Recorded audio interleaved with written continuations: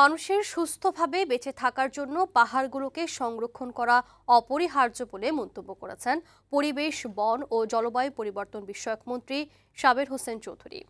শুক্রবার বিকেলে Mount Everest দিবস উদযাপন উপলক্ষে শিল্পকলা একাডেমিতে ঢাকার নেপাল দূতাবাস আয়োজিত ফটোগ্রাফি প্রদর্শনীর উদ্বোধনকালে তিনি একথা বলেন। মন্ত্রী বলেন, জলবায়ু পরিবর্তন পর্বত, হিমবাহ এবং পরিবেশ ব্যবস্থার জন্য হুমকি সৃষ্টি করে। হিমবাহ গলে গেলে তা জীববৈচিত্র্য এবং পানির ওপর নির্ভরশীল লক্ষ লক্ষ মানুষের জীবিকাকে প্রভাবিত করে।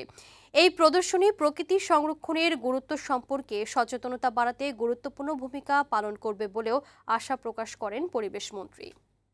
হিমালয়, হিন্দুকুশ, এটা পুরো রেঞ্জটা দেখেন, পৃথিবীর 12টা নদী এখান থেকে আসছে।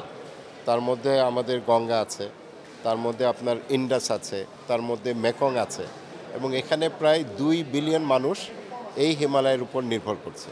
সো একদিকে হচ্ছে ফটোগ্রাফি, আরেকদিকে হচ্ছে আমাদের ভবিষ্যতের যে চ্যালেঞ্জগুলো আছে সেটা আমাদের কাছে আরও স্পষ্ট করে তুলে ধরছে।